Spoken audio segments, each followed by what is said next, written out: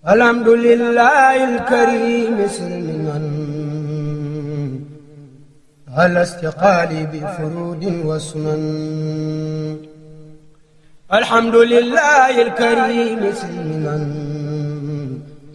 ala istiqaali bi furudin wa sunan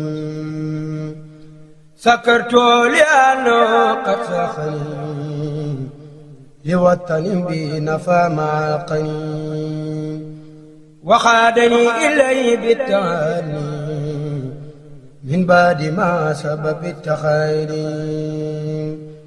wa jarrani fi ilal ulumi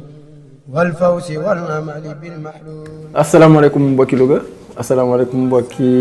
internet yi man la seen mbokk Pape Malick Sary directeur auto école Touba Ndiambour. waaw ñu woon doon leen présenté suñu bërëb bi am nañ fi ab diir ndax 2003 ba léegi ñu ngi fi di leen wax rek ni la fi newoon dem ba tey jugu fi ñu ngi jéem tant soit peu di teg liggéey bi ci yoon di fexe ba clients yi fi ñëw yëpp di am satisfaction. donc permis de conduire nag formation la donc formation la ak permis parce que majeure partie sama clientèle bi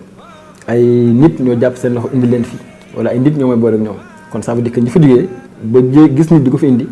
dañ fi am satisfaction bu ñu fi amoon satisfaction kon amaana kon du demee noonu. di bala aussi ngërëm aussi sama ñu ne liggéeyee ndool Modou Fall ci code bi Niass à la conduite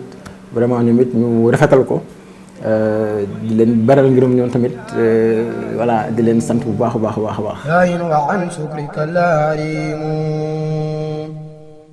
منذ جسبتني إليك يا معين عناية منك إلي لتعين فقمت مشوبا إليك منك بك عليك ورديت عنك مفودا مسلما إليك